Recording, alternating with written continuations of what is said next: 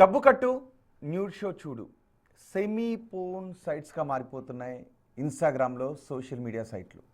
గతంలో లేని సరికొత్త బ్యాడ్ న్యూడ్ కల్చర్ను తీసుకొస్తున్నాయి. వర్చువల్ వ్యభిచారానికి తెరలేపుతున్న కొందరు భామలు సబ్స్క్రిప్షన్ ద్వారా స్క్రీన్ షో చేస్తూ లక్షలాది రూపాయలు సంపాదిస్తున్నారు. వీటి ద్వారా సమాజానికి ఎటువంటి మెసేజ్ వెళ్తోంది? ఈ కల్చర్లోకి ఎంట్రీ ఇచ్చారు అనే ఆరోపణలు ఎదుర్కొంటున్నారు నటి విష్ణుప్రియ. విష్ణుప్రియపై కేసులు కూడా నమోదయ్యాయి. ఆమెపై నమోదైన కేసులు ఏంటి, అసలు ఆ డీటెయిల్స్ ఏంటో ఒకసారి చూద్దాం.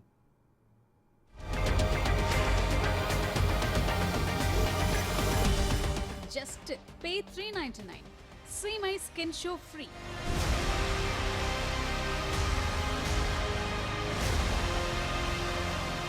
ఇదే పెద్ద బంపర్ ఆఫర్గా ఫీల్ అయి చెప్పినంత కట్టిస్తున్న కొందరు. ఇలా కట్టిన కొందరి వల్ల విష్ణు ఆదాయం నెలకు 11 లక్షలు. బాప్రే, ఇదెక్కడి బ్యాడ్ న్యూడ్ ఇన్కమ్? ఏంటి వర్చువల్ వరస్ట్ కల్చర్? ఎక్కడిది?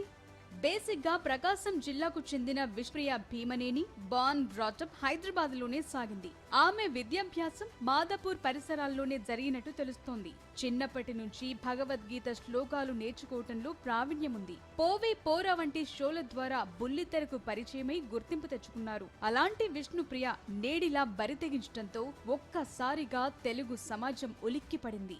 ఈ విషయంపై ఏఐఎస్ఎఫ్ వారు కంప్లైంట్ చేయడంతో అందరి దృష్టి ఈ అంశంపై పడింది. విష్ణుప్రియ బెమ్మినేని ఇన్స్టాగ్రామ్ అకౌంట్ ద్వారా అసభ్యకరమైనటువంటి నగ్న వీడియోలని పోస్ట్ చేస్తున్నారు.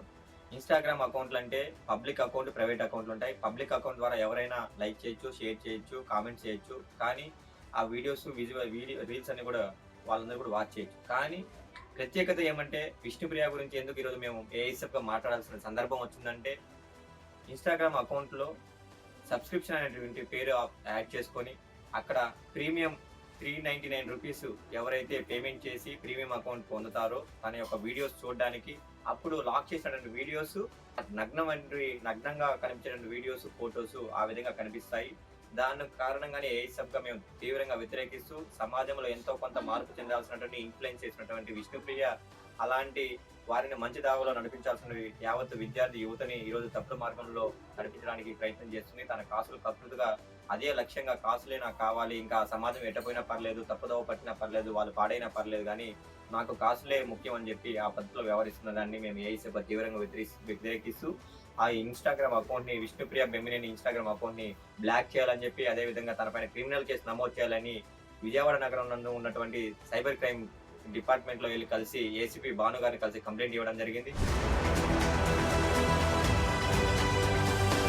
నిస్సిగ్గుగా అర్ధనగ్న వీడియోలు చూపిస్తామని విష్ణుప్రియ వంటి అమ్మాయిలు అనటమేంటి? అందుకు మగవాళ్లు కూడా ఎగబడ్డమేంటి? ఇది కూడా ఒక రకమైన ప్రాస్టిట్యూషన్ కాదా? మామూలుగా వ్యభిచారం నేరమైనప్పుడు ఇది కూడా ఒక రకమైన నేరమే అవుతుంది కదా అని ప్రశ్నిస్తున్నాయి కొన్ని ప్రజా సంఘాలు. ఇందులో తప్పెవరిది? చూపిస్తానంటోన్న ఆమెదా, లేక చూస్తామంటోన్న వీరిదా? ఇది యువతను పెడదోవ పట్టించడం కాదా అన్న చర్చకు తెరలేచింది.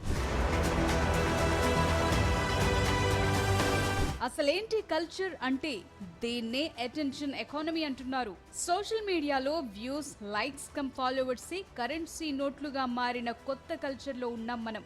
అందాన్ని అంగడి సరుకుగా మార్చి సోషల్ మీడియా అకౌంట్ లో ఆడతనాన్ని అమ్మేస్తున్న సమాజంలో జీవిస్తున్నాం. ఇప్పటి వరకు ఉన్నదందాల్లోనే ఇది కొత్త రూపం అంచనా వేస్తున్నారు. సబ్స్క్రిప్షన్ ఆధారిత యాప్స్ అంటే కొందరికి మాత్రమే ప్రత్యేకమైన ఇలాంటి వాటి ద్వారా నేరుగా కాంటెంట్ ను అమ్ముకునే వీలు కలగటం ఈ ధోరణికి ప్రధాన కారణంగా తెలుస్తోంది. ఇందులో తప్పెవరిది అని చూస్తే ఇక్కడ ఒకరిని తప్పుపట్టడం సాధ్యం కాని పని. వారు చూపిస్తున్నారు, వీరు చూస్తున్నారంతే. ఇక చూపించే వారి పరిస్థితి ఏంటంటే డబ్బు, గుర్తింపు, రాత్రికి రాత్రి సాధించాలనే కోరికతో నైతిక విలువలను పక్కన పెట్టి గ్లామర్ కే ప్రయారిటీ ఇవ్వటం. ఇలాంటి వారి మానసిక స్థితి ఏంటి అని పరిశీలిస్తే నలుగురు మెచ్చుకోవాలి లేదా చూడాలి, తద్వారా మనకు లబ్ధి చేకూరాలి అనేది ఒక వ్యసనంగా మారటం. ఇది తాత్కాలిక లాభం కోసం శాశ్వతంగా గౌరవాన్ని వదులుకోవటం లాంటిదని అంటారు మానసిక వైద్యులు.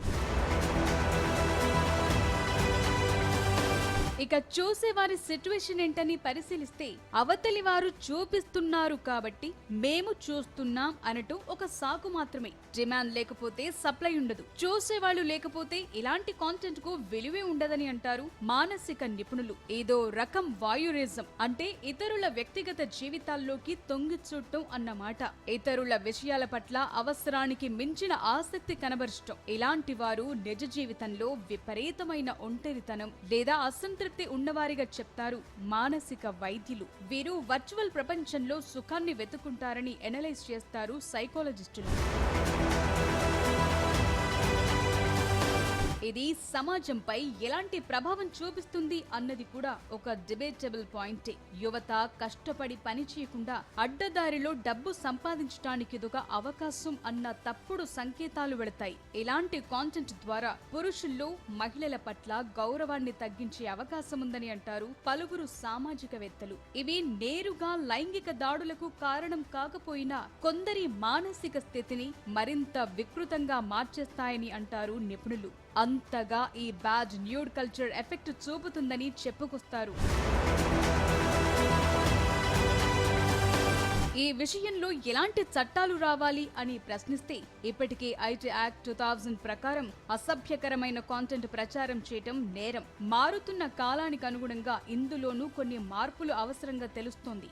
ఓటీటీ, ఇతర సోషల్ మీడియా యాప్స్ లో కాంటెంట్ నాణ్యతను పర్యవేక్షించే వ్యవస్థ రావాల్సి ఉంటుంది. సెల్ఫ్ సెన్సార్షిప్ అవసరం ఏర్పడుతుంది. ఇక డిజిటల్ ప్లాట్ఫామ్స్ తమకు తాము ఒక కొత్త బాధ్యతను తీసుకోవాలి. ఎలాంటి బ్యాడ్ న్యూడ్ కాంటెంట్ ఎంకరేజ్ చేసే వారి పేజ్లను బ్లాక్ చేసేలాంటి నిబంధనలు తీసుకురావాలి. అశ్లీలత ద్వారా వచ్చే ఆదాయంపై కఠినతరమైన నిబంధనలు విధించాలి.